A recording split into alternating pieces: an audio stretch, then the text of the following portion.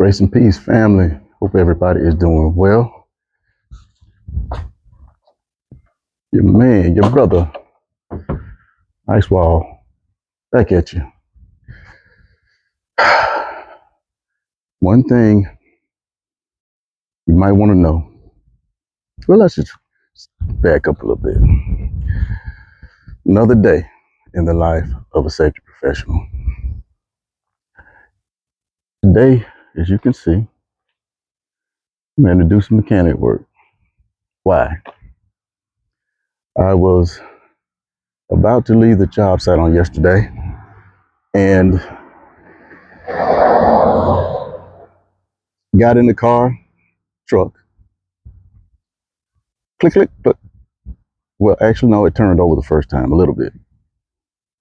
Like, man, what in the world? It's a fairly new battery. Click, click, click. Second time. Got my handy dandy jump box out. Put the jump box on. Nothing. Same thing. Click, click, click. Like, oh man. Now, mind you, I'm 3.5 hours away. And yes, we're talking about a day in the life of a safety professional. If you're like me and you don't live in an area where there's a ton of work going on as far as like a mill is concerned or manufacturing, you have to travel for work. I know a lot of safety professionals that do just that. They travel for work. I am Exhibit A. But it's okay. It's okay. I'm at a point in my life where I can go get the bag, and that's what I'm doing. So if you're considering becoming a safety professional, just know you may have some travel in your future, probably a lot of it. If you haven't had the higher level training and certifications, you got a lot of training in your future. Do yourself a favor and don't shortcut. Even if you have the means to get into those roles sooner than later and you don't have that training, don't do it to yourself.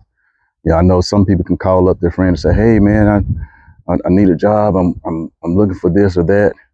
I want to change what I'm doing right now." I would say prepare yourself before you make that transition, because that transition requires a lot of input from you and it's going to impact people's lives. You don't want that. You don't want anybody's blood on your hands. Number one. Number two, dealing with people in construction industry, construction guys, and guys that actually know their craft, they're going to call you on some stuff. And you got to be ready, willing, and able to respond with confidence, knowledge, and integrity. You can't overstate, but you can't understate. You can't not answer, but at the same time, if you answer, you need to know what you're talking about. Now, what you can say is, "Man, you know what? I think I know, but let me double check on that." You got to have the intestinal fortitude, as my drill sergeant used to say. You got to have the intestinal fortitude to actually say, "I'm not quite sure. I think I know, but I'm not sure. So let me double check." And then go do the research. Find out for sure. Everything's not cut and dry. Everything's not going to be cut and dry. You won't have all the answers all the time. Now, as far as this goes, I don't know if y'all can see my jump box there, but actually it's a charger. Let's see what it's on now. It's showing that it's charging. Now it's saying 92. I don't know how true that is, but we'll see. I was in a pickle with this. It was bad because I had just gotten off work. Sorry about the sun. We had just gotten off. It was dark. It was cold. I was ready to come home. So what I did was I had to ask one of the other guys that was there. I had to ask one of the guys that was there to actually give me a jump. He gave me a jump start, And initially, it didn't crank. And then we did it again. I started it. I turned the ignition. It started. And when we took the negative cable off, died. It's like, oh crap. Okay. Let's see what's going on with this. So then we turned around, did it again, and let it sit there a little while. And after a while, I cranked it, took the cables off, and it stayed running. So I tailed it home, buddy. Did not stop, or excuse me, didn't turn the truck off until I got home. Hey, pay at the pump, do what you got to do. Just don't turn that truck off. If it's running, make sure you get all the way home. That's another thing about being a safety professional. You got to be a problem solver. You got to be a problem solver, and sometimes your problem solving skills are going to have to be instantaneous. It's not going to always be cut and dry. And then sometimes you're actually going to be doing stuff that is really outside of your realm, but because you know and realize and understand that you're part of a team, hey, I'm going to do whatever it takes to make this team successful. I'm going to give that battery a few more minutes to see if it's going to go ahead and excuse me, go ahead and finish charging up. It's a beautiful day. I've had a great week. Some interactions, some really good interactions, some great conversations around safety. I love what I do, if you hadn't guessed it. And I think that anyone else would. But I got to go. I've got to get that truck running soon, quickly, so that I can get back on the road tomorrow. The turnaround is quick, but it is what it is. It's just life as a safety professional. It's not for everybody. If you're the type of person that you can't be away from home very long, it's not for you. I'm going to say this, and I hope I don't step on many toes. But if you're a jealous person and you don't have a spouse that you trust, this isn't for you, because you're going to have to be away from home, and you can't. The distractions won't work.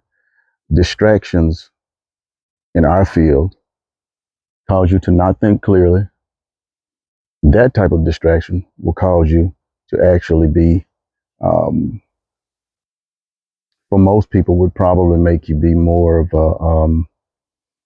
be somewhat distant, angry, make it a little bit harder to actually talk to people and talk to them in a way that's beneficial.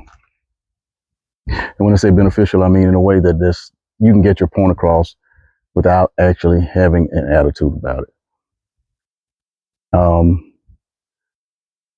Those situations are rough, and my heart goes out to anyone that's going through that.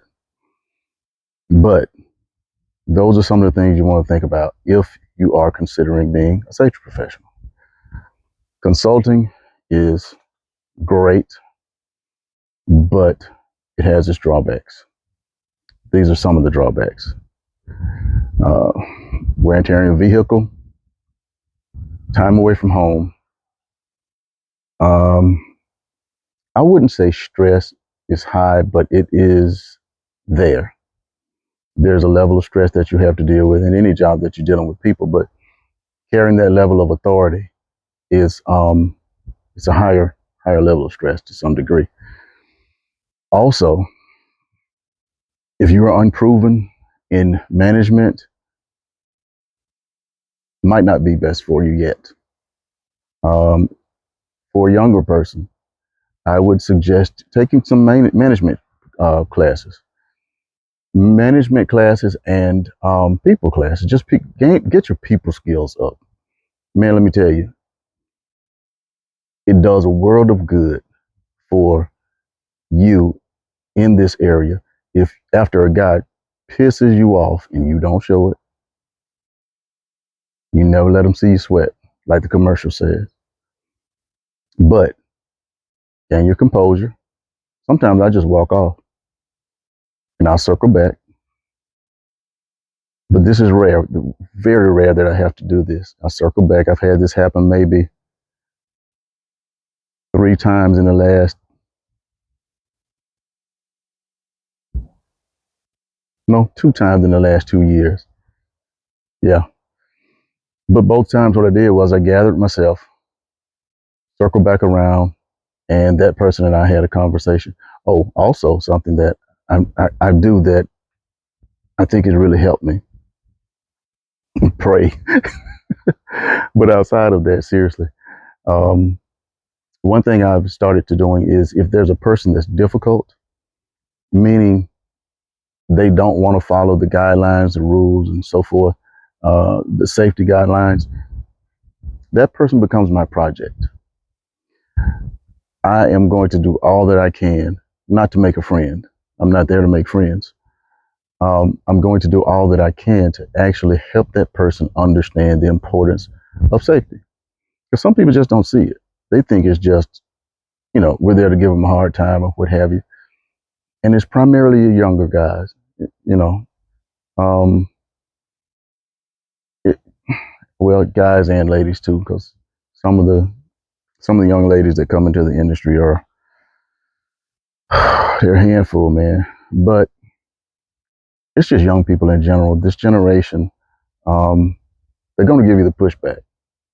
Where the older guys, the more seasoned guys, they'll give you pushback, but a lot of times they're like, you know what, there's no sense in me arguing with this knucklehead because his heart is as thick, his head is as thick as mine. So I might as well go on and comply. And most of the time they will. But the younger people, man, it's tough. Gotta love them, but you gotta be strong, man. You gotta be willing to be unliked, even despised to some degree. After you, and here's the madness of it. After you tell a person and try to help them see what they're going to need to do in order to be safe doing a job, not get themselves hurt badly or killed, they'll still be angry with you. There's a guy that I helped in this way, and at the end of the day, actually saved his job. At the end of the day, he was angry with me.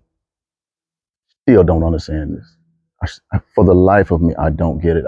Egos or whatever it is, it makes no sense whatsoever. But you got to be willing to go through that, and on the other side of it, no, I'm doing the right thing. That's one of the reasons this can be tough, in my opinion, for younger people that are safety professionals. I've seen it, and some of them do well. I know one guy, he's my buddy, he does real well. Young guy, he does a really good job, especially for his age. Not saying it can't be done, but they struggle, a lot of them. Egos are a big thing, especially with men. And some of these guys, and they're good, but some of it is they're so good at what they do, they're good at their craft, that the safety aspect of it is almost like I'm questioning you in your craft. No, not at all. Man, some of the work that these guys and ladies put in and do is beautiful.